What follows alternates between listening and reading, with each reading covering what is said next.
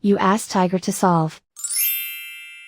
This deals with linear equations with one unknown.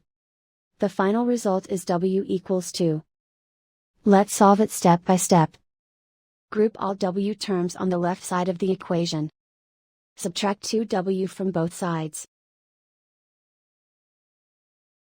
Group like terms. Simplify the arithmetic. Group like terms. Simplify the arithmetic. Group all constants on the right side of the equation. Subtract 5 from both sides. Simplify the arithmetic.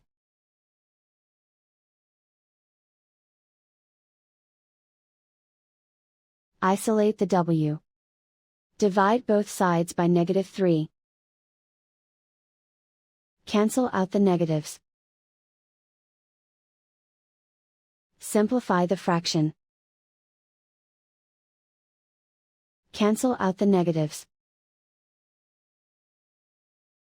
Find the greatest common factor of the numerator and denominator. Factor out and cancel the greatest common factor. And so the final result is w equals 2.